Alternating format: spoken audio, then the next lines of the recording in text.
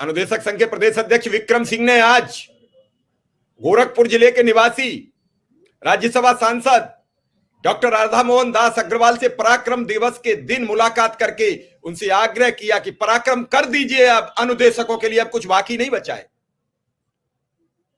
पराक्रम दिवस पर ये एक बड़ी पहल मांग पत्र सौंप दिया है और राधा मोहन दास जी ने आश्वासन दिया है कि सड़क से लेकर संसद तक हम अनुदेशकों की बात उठाएंगे, राज्यसभा में क्वेश्चन पुट अप करेंगे, सवाल पूछेंगे क्या हुआ है अनुदेशकों का। आज आपकी बात सुनने के लिए नेता, अधिकारी, धीरे धीरे सारे लोग आ रहे हैं। पहले तो कोई आपके लेटर पर मोहर लगाने को एग्री नहीं होता था।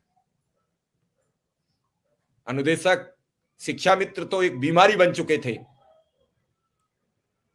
इनके पास बैठने वाले को भी जिले के अधिकारी और जिले के शिक्षा अधिकारी अपने पास नहीं फटकने देते थे। सांसद विधायक तो बात सुनने को राजी नहीं होते थे। 2017 में सुन ली चुनाव के लिए, 2019 में सुन ली चुनाव के लिए, और मैं मानता हूं कि इस बार भी 24 के चुनाव के लिए सुनना है कोई, लेकिन इस चुनाव में थोड़ा सा हिम्मत और हौसला दे दीजिए, मोहर लग जाएगी, किस्मत बदल जाएगी, तय आप कर लीजिए। इस सब पर बोलने के लिए बहुत है, लेकिन ईपीएफ का सवाल बना रहेगा, कैसे और किसने रोका ईपीएफ, इस सब पर बातचीत करेंगे। हमारे साथ अनुदेशक संघ के प्रदेश अध्यक्ष विक्रम सिंह, मैं उनका स्वागत करता हूं।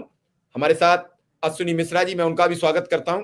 और सीधा सवाल पहला विक्रम सिंह से। विक्रम सिंह, क्या कहा राधा मोहन दास अग्रवाल ने? जी सर, आपको कोटि कोटि प्रणाम सर, और बड़े भाई अश्विनी सर को भी कोटि कोटि प्रणाम सर।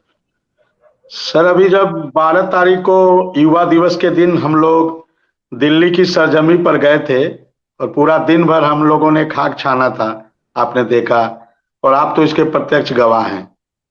तो उसी दिन हम लोग की उनसे वार्ता हुई थी और वार्ता में उन्होंने कहा था कि नई शिक्षा नीति के बारे में जरा हमें भी समझाइए क्या है ये, और प्रयास करिए उसका लिखित डॉक्यूमेंट लाने का।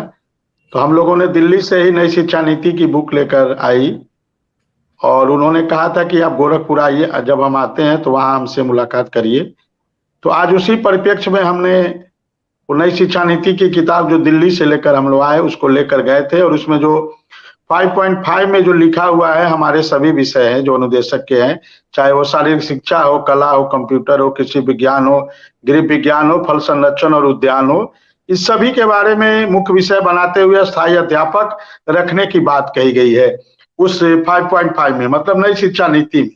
तो आज इसी पर लगभग उनसे चर्चा हुई। आज विद्यालय की छुट्टी के बाद मैं माननीय सांसद जी के पास गया था और चर्चा हुई, और उन्होंने कहा कि ये तो आप काफी अच्छी बात लिखी है आप लोग के परिप्रेक्ष्य में, और हम इसको बना के, चूंकि उसी समय वो सवाल लगाने जा रहे थे, लेकिन 3 बजे तक ही सवाल लगाने का टाइम है और मुश्किल से 2 मिनट बचा हुआ था जब मैं वहां पहुंचा था। तो उन्होंने कहा ठीक है, आज तो नहीं लगाऊंगा, लेकिन अगले दिन इसको लगाऊंगा।